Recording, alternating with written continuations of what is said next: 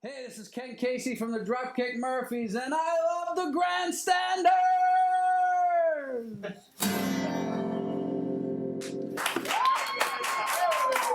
Take it away, kid!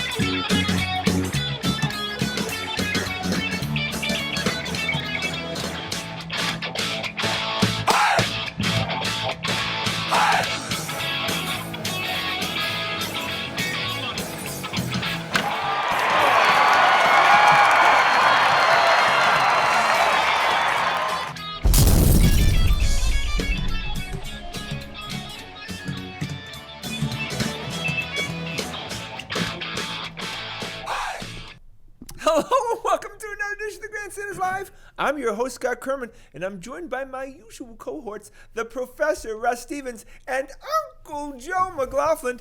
Well, we have another great show for you tonight, so boys, let's get it started. We start with the Boston Red Sox, and when I was doing my topic list, I was waiting, didn't send it to you guys, because I thought, okay, Red Sox will make a trade, and then Trade we'll talk about deadline. the trade. But like Danny Ainge, the Red Sox and Dave Dombrowski did absolutely nothing on the trade deadline. Rusty boy, are you surprised? Crickets. I am surprised. I thought that you would at least get a mid-tier reliever for a couple of prospects at a minimum. Yeah, and maybe he could have dropped some salary, some of the dead weight on that, got a little addition by subtraction and gotten rid of someone and picked up a couple of guys that could help you out. So my prediction of the Red Sox acquiring Enos Cantor did not work out. Yeah. But, Did not. Yeah, right. There's always hope. Yeah, but you would have thought, even a minor deal for a bullpen Yeah. guy would have worked out. Well, you would have thought the example the Bruins set, no one was expecting much, but then at the trade deadline, he got Coyle and Johansson, and boy, they went a lot further in the Stanley Cup playoffs than we ever thought they would. So Dombrowski's going to talk about Cashner and say, well, I did that, but I Well, he did. He yeah, mentioned and that. that was a good move. He mentioned that already. But remember, last year he made two pretty unheralded moves with Evaldi and Pierce. Yeah. At the time, we thought probably barely warranted a mention. We didn't know who Steve Pierce was, and Evaldi was sort of a twinkle in our eye. And they ended up winning the World Series for us. So, I was thinking even a mid-tier player or reliever could make a huge impact at this time of year. It's really a residual effect of all the prospects that went out the door for Kimbrel, Joe, for Sale, and you don't have enough guys to be sending out even for a mid-level.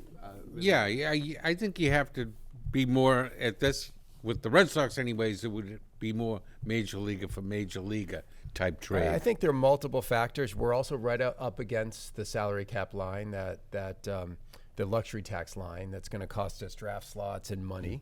That has been in their mind from the very beginning of the season, and John Henry has mentioned that more than once. They don't want to cross that line. They don't want to cross that threshold. The prospects and the fact that they're in a scrum with 5 other teams for one of 2 wild card spots for one play-in game. And you were saying earlier that probably registered with Dombrowski. How much do you risk?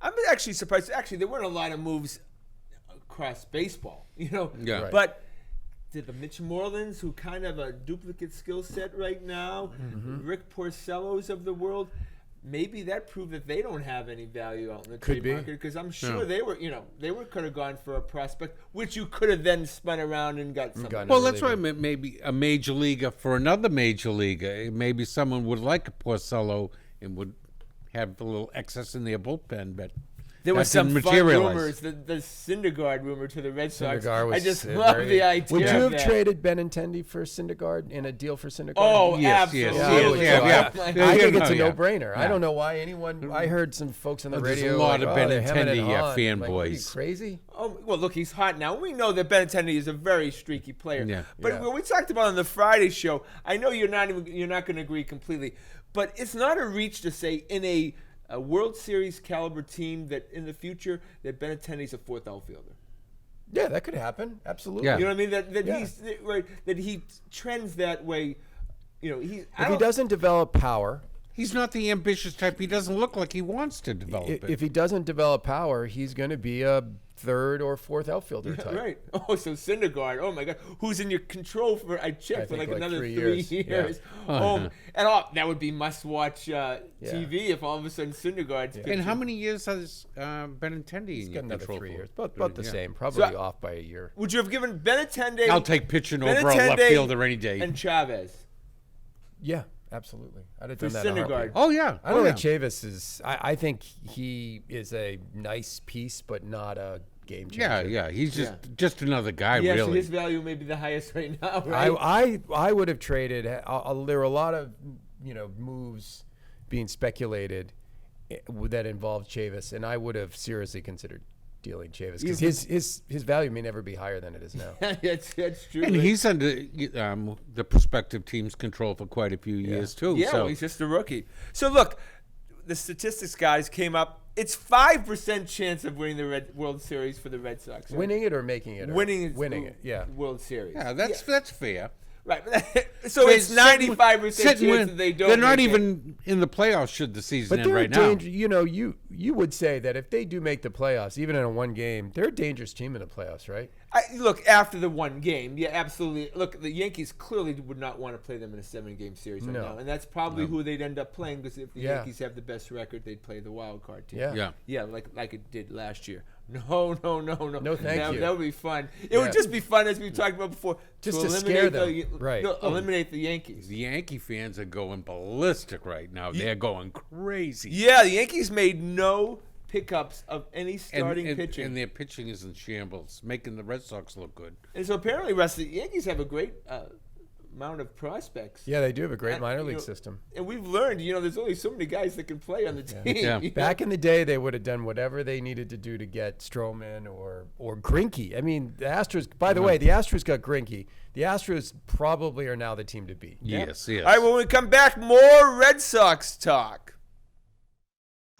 This is the story of a boy who is very sensitive to lights and sounds. So he built secret hiding places where nothing could get in. The boy didn't like looking people in the eye. It made him feel uncomfortable. One day, he found out he had something called autism. His family got him help. And slowly, he learned how to live with it better. Early intervention can make a lifetime of difference. Learn the signs at autismspeaks.org. I've never been known to not hide my bitterness about the whole season ticket holder. We're getting screwed stuff. And I mentioned that we were getting screwed. that London thing, losing, too. Losing a We did. game. We lost 2 home Yankee games, Yeah. which is big bucks because of the London series. But at the very least, we should have split home and away with the Yankees. Yeah. Yes. We did not do that. Look, the Red Sox won 3 out of 4 against the Yankees over the weekend. It would sure have been nice to have that extra home sure. game against the Yankees. And could that end up biting them in the ass? at the end of No, the I season? think the division's out of. No, but I'm talking about For any reason. No, but sure. a I mean, you would have game thought that Yeah. that game may be the difference between making the wild card or not, easily. Right. Every little bit is going to count this because year. you have a lot better chance of winning Fenway Park For than sure. you do in London. Yes. Yeah, right. And what did the Red Sox actually get out of that? I would other assume than- they got paid extra. Yeah. They must have got paid more, right? Yeah, I that don't was know. that was John Henry taking one for the commissioner. That's what I that agree is. with you. Yeah, it was bizarre. It made no sense. Yeah, I mean, a few extra bucks isn't going to make or break the Red Sox. But I can't believe the Yankees had that level of expectation too, that they would get 2 away. And they 2 away probably games. lost money on the TV revenue. Yeah, I don't know still how can't understand it. All right, so we're 59 and 49. We're 1.5 games out of the second wild card spot. But actually, you got to think Tampa doesn't look that strong. Oakland, I don't even know if they really play the games. They're like the Utah Jazz. Yeah. And Cleveland, things have just gone apart with the Trevor Bauer thing. Yeah. They just traded him yesterday. The deals they've made, they don't seem like their mindset is going Maybe deep send into them the coupons playoffs. for chicken and beer. But we thought that Cleveland was kind of set in the first spot in the wild card. That may not be true. right? No, that may not be true at all. Look, I think any combination of 2 teams could make the wild card. Nothing is totally clear. No, to me. no. And Tampa and Oakland don't have a lot of depth. If there's any kind of injury bug Right. down the stretch, they're in trouble. Right. Okay, so if the wild card game was today and everybody had their rest, is Chris Sale the starting pitcher over David Price? I would do it, and I would have another starter warming up the Price, bullpen at the end of the yeah, first right. inning, and just say, we'll be, if we get 3 good innings out of Sale, we'll be happy. Because Sale just feels like every game, yeah, he puts up the double-digit K numbers, but all of a sudden he's giving up 5 runs in 4 innings. I'd go the other way. I'd start Price and keep him on his short leash, maybe only 3 innings. Yeah. And get Sale. Okay, the heart of the order's coming up. Let Sale pour it on for 2 innings and here's the just good throw news. his heart out. We got a couple of months. I think you're going to go with whoever's hottest, whoever's healthiest Yeah, and right. the hottest. And then, honestly, if it's Erod at that point in time, the guy's been the most consistent. And the pitcher we schedule got. might make the decision for you. Isn't that crazy? Yeah, right, obviously. If it gets Exactly. right down to the last game. Yeah, Hey, can right. I ask a question? I've missed a couple shows. Go ahead. And Yeah, when they shoot, yeah, I just- know.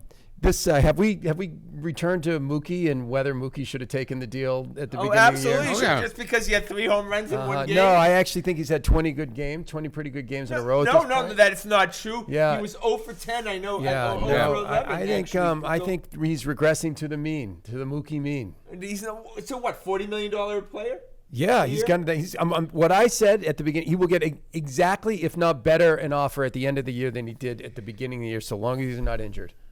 I don't think. I think he'll get this. I think he'll get the same. I think the same all right, offer will be you're on right. the table. He'll get the same offer. Did you? What was Yeah, that? you're right. Okay. All right, I- you're you right. don't hear that very often. He'll get the Do same you? offer. All right, but Wow. and then we'll revisit that in the 4 years and see how that 4 years into that deal, Yeah, whether we're okay. very happy. Because Yeah. what happens is then you get paralyzed as far as acquiring Is Jason players. Veritek going to be the manager? Oh, in for 4 God's years? sake, I'm so hot. That's just old news. You know I'm so hot. I can't be stopped. All right. Would you say that Nathan Eovaldi, he's starting to look like Joe Kelly to me, and the bad Joe Kelly. All of a sudden, since he's come back, and I know it's kind of a spring training because, he hasn't pitched many innings, but he really looks like a thrower right now.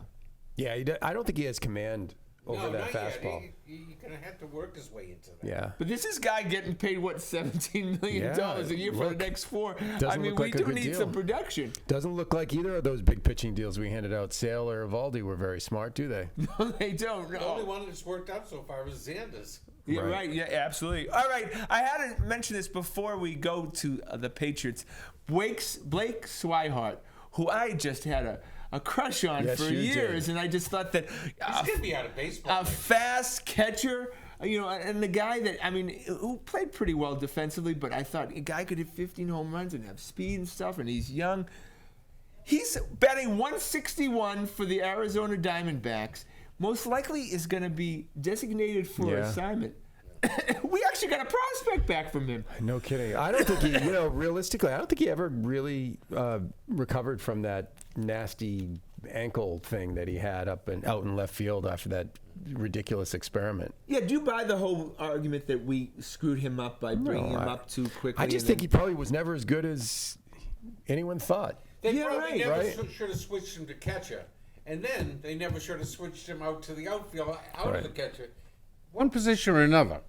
Look, these prospects generally don't work out. I saw a statistic that the WAR, wins against replacement, for the prospects that have been traded the last 10 years at the deadline, the WAR for these players in total is Basically 0.1. Yeah, it's basically zero. Yeah, a bird in the hand is always worth 2, 3, Yeah. 4 in the bushes. Basically zero. So everyone thought they were getting top prospects and stuff. Yeah, you cannot pound Dombrowski. Every time they talk about the Red Sox minor league being thin Rate- and oh, left you and rate right, them. right? You got your entire outfield, basically the whole team at this point in time, has come up from the minors, and Yeah. he made a whole bunch of other trades. Yeah, no. So the reason why that minor league out And your infield, too. Second, short, and third, basically, That's are homegrown, And too. then Kimbrel, Brookline's own Theo Epstein made a huge error in signing Craig Kimbrel. He's been terrible. Yeah.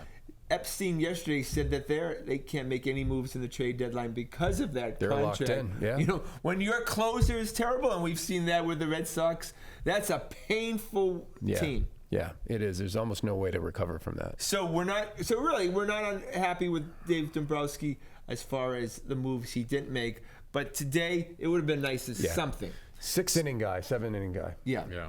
All right, when we get back, the New England Patriots, the Super Bowl champion New England Patriots, who are actually going to win a 7th Super Bowl. Would be Well, nice. so I'd big- like-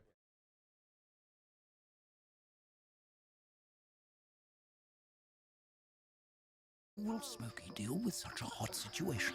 The garden hose defense. Next, a thorough stir. Then another spray. And finally, feeling if the ashes are cool. Oh, yeah. Ah yes, the selfie. A ritual practiced so frequently with this tribe, but not so much by Smokey Bear. Only you can prevent wildfires.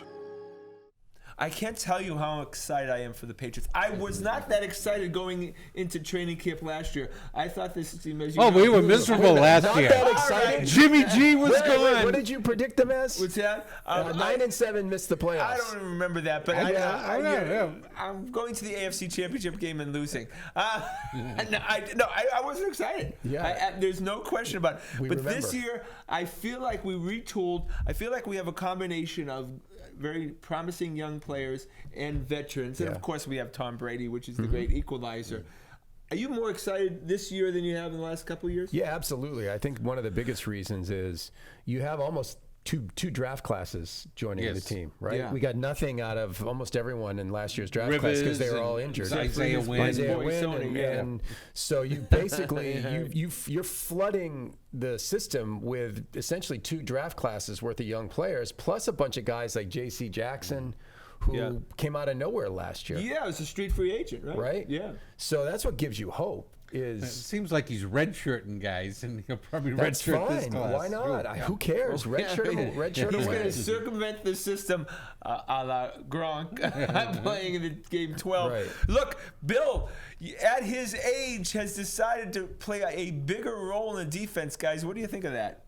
Well, the defense, that's part of the promise of this year is that Super Bowl really pumped everyone up about the defense. No, but he's going to play a greater that role. going forward looks very good. No. Even losing Flores. No, but Russ, he's going to play a greater role. Yeah, as out of far as necessity. coaching To it, Joe's point is that they lost Flores, they lost 3 or 4 staffers. They lost the defensive line coach. Right. He just left, and a couple guys went with. Yeah, he with has to play it, Flores. and there's no one else to do it. It's him and his And I son. think he enjoys it. The senior yeah, guy of on course he that, the does. defensive staff now is Steve Belichick. Yeah, look, he enjoys it. He's good at it. I got no problem with the Patriots defense being in the hands of Bill Belichick. No, absolutely. Look, we've seen it on the sidelines in these big playoff games in the Super Bowl. He'll go to the offensive line. Hey, keep it up, guys. Yeah. Try harder. But the defense, Gather then he's around. got his piece of Look, paper yeah. out. Then he really coaches the defense He on the said sideline. it the other day too when he was talking to Willie McGinnis. Says, I don't, if you think about who's manning the till on the offensive side of the ball, he's got Josh McDaniels and Tom Brady, and he even said it. He's like, they'll figure it out. Yeah. I don't have to pay much attention to them. Dante Sikonek. Right? Yeah. Like he said, throw him in, Right, right? yeah, You show but, those 3 guys together, and it's going to figure itself out. Yeah, well, Tom Brady's definitely, Yeah. he would be an OC on any team in the Well, NFL. that's the strength of their offenses, Tom, and the interior line that protects them. Yeah, right. Okay, so another offensive lineman retires. So we're trying to find a guy who could play either guard or tackle, right? Someone in a reserve, a veteran guy. And there, I think, have been 3 guys in the last month. Patriots training camp is where careers go to die for veterans. Yeah. They get there in the place that they ought to be, and then they realize I just don't have what it takes. This is over my head. But it seems like offensive linemen, and it's not just the last few months, retire a lot during training camp. Yeah, I think it's tough on well, them. that's a head banging position. I think that has got to be the worst position in the league, right? And usually it's the brightest guys that, and they have the longest careers. By the way, that's why the brightest guys are retiring for a reason, because they're the brightest guys. They're right? still the like, brightest guys. Why would I do this to myself? Also, I think if you lose a half a step as an offensive lineman, then you're Especially done. as a tackle. Because these guys are so fast. And David Andrews survived another challenge. They waved Cole Croston there. David, he signed a multi-year deal. There's no way Yeah. he's going anywhere. I think He's at the great very as least, Vinky. because he's perfect in Oh, the no, shotgun. remember, David Andrews and Sony Michel are in the same category for He doesn't like the Georgia guys Oh, I No, know, not that's at all. right. Yeah, Those you're right. Bulldogs. at all. Yeah, you've wanted Andrews out of Oh, here. Andrews since- hasn't done a But good but when thing since Andrews he's- isn't in there, they fumble the snaps. Like when Karras spells them. So So that's a positive. So he's Yeah. actually saying something nice about him. He Oh said no, I something can nice see why about Brady David likes him. Andrews. He's solidly consistent. Do you want with- to tell us how undersized he is yet before we go on? Well, I'd like a little more weight on there against the 3-4 nose tackles. 2 out of the last 3 Super Bowls. Yeah, I think he's doing pretty He's well. doing just and guess fine. what? Tom Brady likes him, and that's all. That's he the- needs. that's the That's the important best part. job That's the security you could important- ever have. Whatever you have, if he likes the water boy, the Yeah. water boy stays. And speaking of Tom Brady, over the years we haven't spoken a lot about his contract. It just seems to always get taken care of, and of course it's going to get taken care of now. But it is an issue because he is in theory a free agent. It's in his after final this year of his contract. I think he's got a little leverage on them, because it's a tough number for them this year against the salary cap. If they wanted to redo the deal, they'll be on his terms. Well, nobody's been saying it other than me. I've only been saying it for 5 years since we've been doing this show. Tom Brady, each year he plays, has a greater percentage of ownership of the New England Patriots. See what you guys laugh, and then I'm not you're going to give me laughing. that credit. Or you're going to bring up Jason Varitek when I'm right. Well, no, I'm going to bring up Jimmy Garoppolo. And Yeah, Jimmy G. Oh, yeah, yeah. That's actually what. Yeah, I'm getting we're right on the football now. side of things. I've always I think there's at a minimum some sweetheart deal between TB12 and the Crafts. Just At a like John minimum, Elway in whether Denver. it's owners, but there's something going on financially that is keeping these guys connected. So once he retires, in the same press I think conference, so. They're going to disclose Something like start that. to Yeah, disclose he didn't stuff. move 2 doors down from Bob Kraft in Brookline for no reason at Remember, all. they can never disclose that there has been a deal. No, of but- course not. Right, with the salary cap. Sure. And also, when Bobby had his problem in Florida, who came out of the private He jet knows with where him? his bread Yep. is buttered. Yeah, right. And So made to sure speak. His that business partner. if you guys didn't get that picture right, we'll go back in the jet and come back out Yeah. if you Yeah. need us to do that. Yeah. And obviously that went a long way with Bobby Boy, and that probably gave him That another deal's gonna percentage get point. done. Yeah, And there's too much upside for the Patriots just in terms of getting some cap money back. If they want to pick up a veteran along the way, that deal will get done. What do you think a percentage point for the Patriots is probably It's worth? What, a the- couple the- of no, $2 billion? I think they're worth. Aren't they worth like $5 billion or something? Not like that much. They're like $3 billion. $3 billion. I guess Yeah. the Cowboys are But the highest, so. there's almost unlimited income potential out Yeah, of it's it. They're $30 million. guaranteed to make a profit point. every year. Yeah, a point. Yeah, right. $30 Exactly. million. I'm gonna get. He gets 6 of those Yeah. points. All right. When we come back, more Patriots and NFL, and we'll finish off with the Boston Celtics. Patriotism. It inspires passionate debate. It's worn like a badge of honor with good reason, because it means love and devotion for one's country. But what really makes up this country of ours? It's the people. To love America is to love all Americans. This year, patriotism shouldn't just be about pride of country. It should be about love. Love beyond age, sexuality, disability, race, religion, and other labels. Because love has no labels. Guy that used to fight with. So I've not been comfortable with this Seattle. whole thing since our guy Brown left the Trent Brown. Trent Brown, the tackle, who did a fantastic job last year. Was never the whole indoctrination of Isaiah Wynn as your starting left tackle seemed to be a force when this guy has never played. Never I don't played even it down. in the exhibition play too. So all of a sudden, the rumors have it that Trent Williams, a pretty top left tackle, right for the Washington Redskins, Historically, may be yeah. cut. And Right. They're, linked to the Patriots. there's a What do you think rumor that's that gonna the move? Redskins are in trade talks and the Patriots might. Why not? And, if you can still get something out of him, and Dante can get another year out of him, it just being like the Trent Brown thing. And you've got plenty of picks next year if you want to send one Washington's way. That might cause them to get the Brady contract done to open up some room. And that seems to be the formula. Every other year, you trade a lot of draft picks to fill up holes you have that you find out in training camp. Look, they did a great job in protecting Tom Brady. That's why he stayed upright all year. And a healthy Tom Brady for sure gets the AFC Championship game at the very least this year. Against Jimmy G in the Super Bowl. Right? Yeah, well, but you can't. Oh, that would be awesome. But you can't. It'll not happen. You can't be chintzy You on the offensive lineman right do now not want and to cheap depend on on a him. Right. rookie. You have to have a really good offensive line. That's the one thing we know. Yeah, and the way to acquire it is right now before exhibition play, because once they find out that the Patriots are in trouble offensive desperation sets in. nobody's giving us anything. And boys, it's happening. I told you it was going to happen.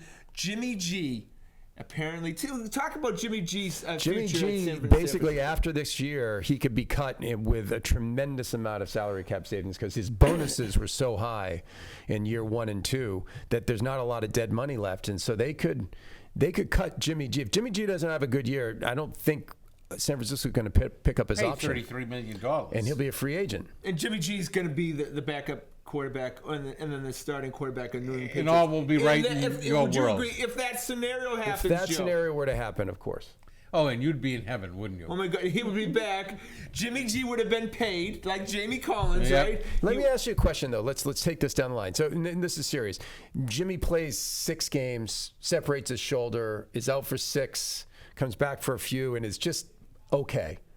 Do you still think he's the next quarterback of the New England Patriots? First of all, look, Tom Brady gets to play as long as he wants to play. So we're talking about the future after Tom Brady. I understand that, but do you still think? Do you think that Jimmy G is, even in that scenario, would you bet on him being the future starting quarterback? Well, I for would the at least absolutely Patriots? give him an opportunity to be the starting quarterback of the Patriots. Yeah. Look at he's giddy. Yeah. Giddy. Yeah. Look at the smile on his Oh, no, but face. it would just be You made his unbelievable. week with But it would this just topic. Be unbelievable, yeah. right?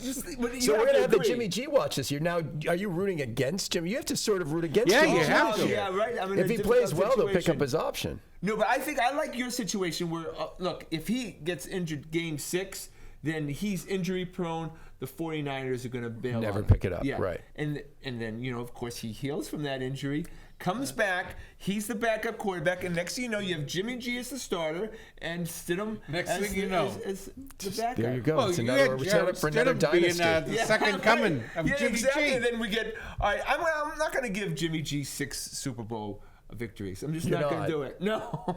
It's very measured. 5. It's very measured of you. I'm not going to give We're him making 5 progress. because of the, how many years he's been. Yeah. 4. 4. Oh,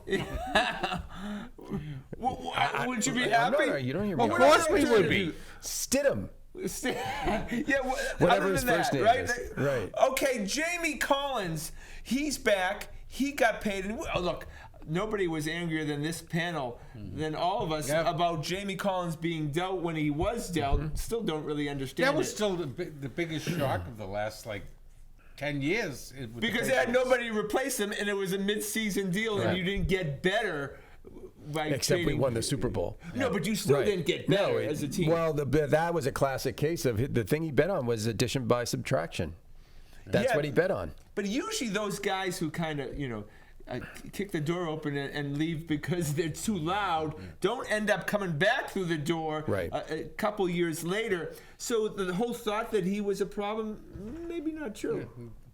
Belichick is super. Well, I mean, they must think that he is going to get in line and play the role that they're asking him to play. He's probably only here for a year. If he rebuilds his value, the Patriots are never going to re-sign him, right?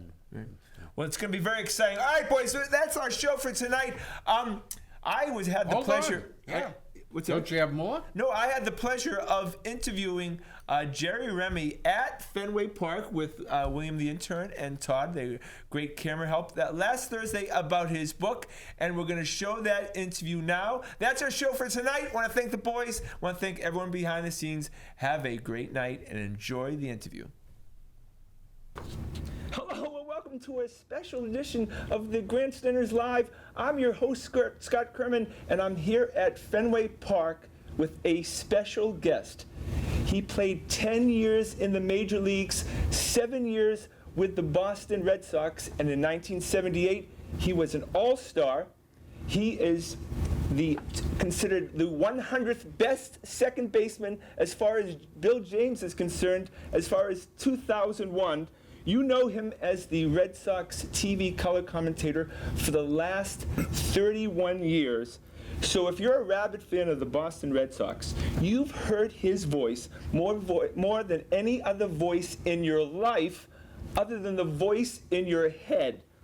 He's teamed up to co-write a book with the late, great Nick Cafardo, the Boston Globe sports writer. If These Walls Could Talk, stories from the Boston Red Sox dugout, locker room, and press room. It is my honor and pleasure to welcome to our show Jerry Remy. How you doing? Great to have you. Thank you for having us on.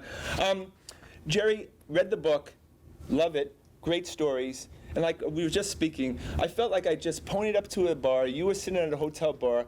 We spoke for 3 hours. You gave me stories about the past, the present, the future of the Boston Red Sox, and who Jerry Remy was. And then I walked away feeling fulfilled about Jerry Remy and what he thought about the last 40 years. Would you agree? I like that. I like the way you put that, because I'm not sure what it was when it came out. It's just a little bit of everything. It touches upon my growing up and getting into the minor leagues, getting into the big leagues, my broadcasting career, my off-the-field issues.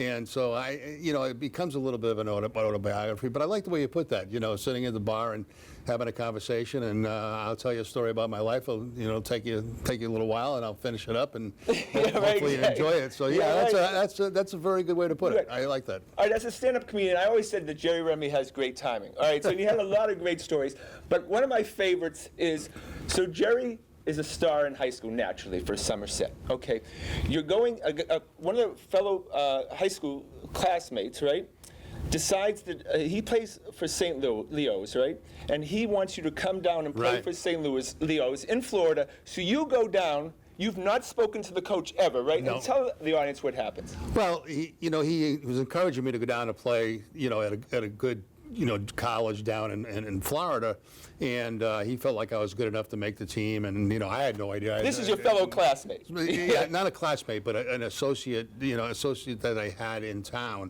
who played there. Was a little bit older than me. Okay. And so we jumped in the car, and we drove down there as he was beginning his, I think, sophomore year, and I was kind of going for my freshman year. And when we got to the campus, we got all settled in. I got a room and all this stuff, and I go to practice on the first day, and the coach calls me.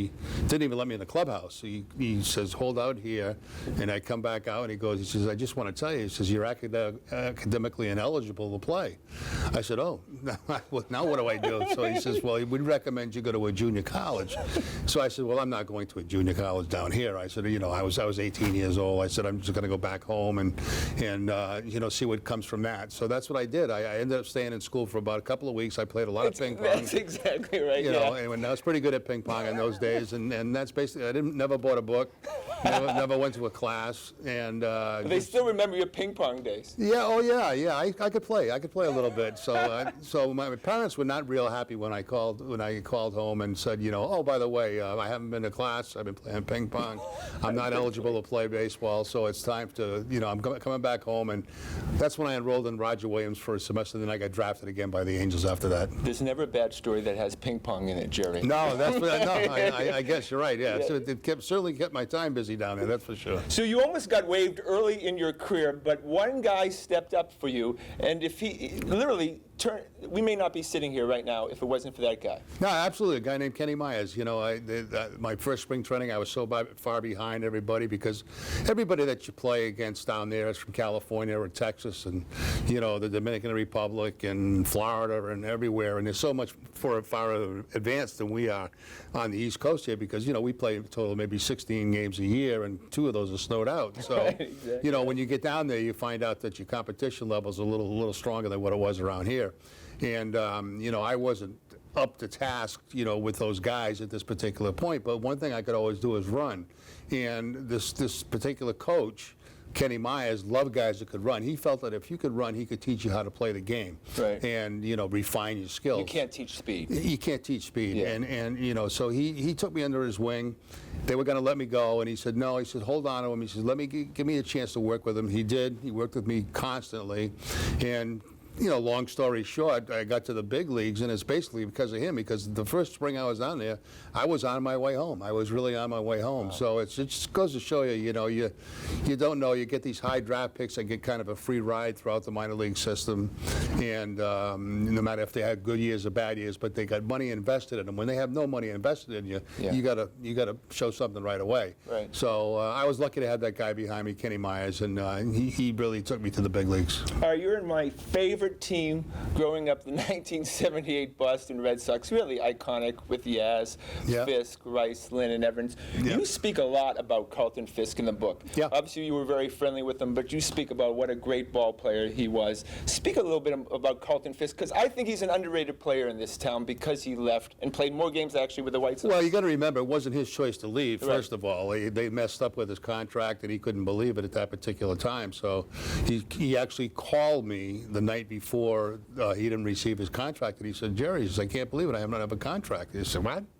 And for some odd reason, only Haywood Sullivan knows for sure why he didn't get a contract. Right. And so then he reluctantly went off to someplace else. He didn't ever want to leave Boston. He should have spent his whole career being with a member of the Red Sox. Kid from New Hampshire, everybody loved him. He was in the prime of his career. I mean, he should have been here his whole career, and he should have went into the Hall of Fame as a member of the Red Sox. And it's unfortunate that he had to leave, but those things happen in this game. And he went on to play, till he was close to, I believe, 40 years old as a catcher who had his knee torn up when he was very young. So he used to kill the Red Sox when he came back here every time. Well, he loved every minute of it too. He loved it. I could see the big smile on his face every time a home run would go over the ball, the Green Monster, and he'd round second. I could see him smiling at me, So, yeah, he used to love to give it back to him, and I don't blame him, because it was a terrible time for that to happen. It never should have happened. I don't know why it did. But unfortunately, he went to the White Sox, had a great career there, spent more time in Chicago than he did in Boston. So you make a great point, actually, it's really about the present. You talk about the 1978 team. Obviously, they lose in the playoff game to the Yankees. Then there was a hangover in 1979 from that season, you felt like. Do you feel like it's a similar hangover right now from the 18 to the 19 team? I don't know about hangovers. It's just things don't fall the same every year. Yeah. And for example, last year with the Red Sox, everything went perfectly. There were no bumps in the road. Everything was smooth. You don't have that all the time. Now the Yankees are kind of having that this year. Yeah. They're playing that kind of baseball like the Red Sox played a year ago. So there are many different ways to get to the playoffs, and obviously one of them is with the wild card situation. So that's what they've got to look forward to now. You can't look ahead 11 games and say you're going to catch the Yankees because that's probably not going to happen. But the fact is that you've got an opportunity. I think they're 2 games out of a wild card spot right now. There's a legitimate chance if they play good baseball that they can do that. And once you get into the wild card or any playoff, if you're playing well at that particular time, good things can happen. So the key is for them to continue to get some wins and get into the dance. Once you get into the dance, if you're playing well at the end of September, going into the playoffs, you can play well right through them. Well, Jerry does great analysis on the 2004, 2007, 13, and 18 teams. I really enjoyed that part of the book. But you said your most favorite team is the 2014. Yeah, because they did something none of us could do, and that's win a championship, and they had some characters on that team, some real fun guys to be around. And characters. You played with characters. Oh, I did. But the fact is that they were a great bunch to cover, and to see them be able to do what we all tried to do for years and years here was pretty special. And what I really liked about them is when they won the championship, they said they did it, obviously for themselves, but they thought of all the ex-Red Sox players that have tried to do it. And that impressed me. That made me feel good, that they took time out to think about guys that had come before them who continued to try to win championships here and never could. So that was pretty special. But they had some wild and crazy guys, and Manny Ramirez, and how can you top that for crazy? But it was a fun team to be around. It was fun to see what they did, and they finally broke the curse. You're right. And the 13 team was obviously special because of what had happened with the marathon bombing. Yeah, absolutely. And I wasn't sure they were going to win that year. I don't know. I didn't think that the team was really that good. No, they weren't. Not as good as other teams they've had in the past. But somehow they rallied behind everything, and things started to go well for them, and it was really good for the city. I say Big Papi. I'm a season ticket holder. Big Papi's home run in Game 2 against Detroit, the infamous home run with is the most exciting moment I've seen at Fenway Well, Park. it's- How would it's- you, personally? Yeah, it's a great picture, you know. You get the ball going over the wall, you got Torriano going over, and then you got And the we don't cop- win without that home run. You got the cop going, you know, raising his arm. I mean, Yeah. you get all that stuff. So it was, yeah, it's pretty dramatic. But, you know, he did so many dramatic things in a Red Sox uniform that it's hard to pick just one, you know. It really is for me, because it becomes kind of a blur when you do so many games and you watch him play over and over and over again. You know, it's one thing just kind of blends into another, and you go, wow, what was the most special moment? I don't even know. I don't know myself, you know. It could be a regular season game that he did something real special, and that may be the tops. I don't know. But, you know, he's the best clutch hitter in Red Sox history, and, you know, hopefully he gets well very soon. To show you what a great book this is, Jerry goes over all his broadcast partners over the years. Of course, you started with the legendary Ned Martin, but everybody who I've said, I'm going to have Jerry Remy on the show, they said, you got to talk about Don Orsillo. Tell us a little bit about Don Orsillo and the legs that he's had after he left here and went to San Diego. It's pretty remarkable. I've not seen that on any broadcaster before. Well, you know, we worked together for 15 years, a long time, and I'd say it took us about 3 years to get comfortable with each other. And the one thing we had in common, we had very similar sense of humors, you know. So things would get bad in a game or boring in a game, and we'd happen to find something that was funny and kind of go off on it. And some people liked it, some people didn't like it, you know. But well, he was a great straight man for you, I felt like. yeah, he was. He was. You know, and so, you know, we tried to have fun at what we did, but we tried to be serious at what we did too. And it was, you know, a tough day when he got fired. We'd been together for 15 years, and but he's doing great. You know, I text with him almost every day, and he's out in San Diego now. He loves where he lives. How can you not love living in San Diego? Their club is getting better, so it's becoming more fun for him to cover their team. And so he's locked in out there right now, doing very, very well, and I'm happy for him. You know, we went through a lot. You know, we went through a lot on the field, off the field, and we became very, very close friends. And I've been very fortunate, as I said in the book, that everybody I worked with in this job, I've remained friends with, you know, and that's important to me. Yeah. Because, you know, when you work with people day in and day out, you know, it's a long season, and it can get tough. But, you know, when you maintain relationships with people, I think that's so important. And you have to be able to get along, and you have to be able to understand each other, and you have to be able to, you know, help each other when in need. And I've been fortunate to have those people. Well, it's a remarkable book, and you go to some places that normal sports books don't go. You talk about depression that you've had in the past. What was the decision-making in including that in the book? Well, hopefully, I mean, my hope was that I could, you know, because I'm a public figure and because people watch me on TV and they feel they know me, even though I may not know them, you know, there's a lot of people going through that situation, you know, and they don't know what to do about it. Right. And I've battled it twice pretty severely in my life, and unfortunately I've been able to get some help with it and get it under control through medication. And you know, if somebody's battling that type of thing, there is help for you, and it's not a wonder pill that you take one day and the next day you wake up and I mean, it takes a long time. It takes sometimes 6, 7, 8 weeks to get back to feeling to yourself. So, but there is help out there, and it's not an embarrassing thing to go through. You know, people go through it, and I think a lot of people are embarrassed that they feel the way that they do, and you know, they can't go outside, they can't talk to people, they can't do this, and then, you know, they're embarrassed by it. But it's nothing to be embarrassed about. It's very common, and it's something that can be helped. So I hope, by bringing stuff like that out, also talking about the cancer. You know, I really believe, you know, I was never one to go to the doctors all the time, but a doctor's visit saved my life. And so you know, for those who are out there that have doctor's appointments every 6 months or physicals every year, don't miss them, go. Yeah. Because, you know, the earlier you get things, the better chance you got. Well, the importance of your fame is to be able to spread words like that, and you will affect people. You will save lives by doing that. You hope so. You hope so. I mean, you know, and you know, that's one of the reasons I wanted to talk about it. And you know, it's I've had a lot of people so far say, you know, you've really, you know, opened my eyes a little bit to some of the problems I've had. So that makes me feel good. Well, the book again, If These Walls Could Talk: Stories from the Boston Red Sox Dugouts, Locker Room, and Press Box. Jerry Remy and Nick Cafarlo. And before I go, someday when you do retire, I do want, at the very least, Remy, R-E-M-Y, next to the retired numbers. Oh, no, that's not going to happen. That's not that would gonna- be a nice touch. That would be nice. Johnny Most has his, and I want Yeah. Jerry Remy to have his. Well, I like the way you think, but I don't think that's going to happen. Well, he's a true legend. I want to thank him for being on our show. After the break, the fellas and I will be back in the studio talking about the Celtics and Patriots training camp. Back from in a few minutes.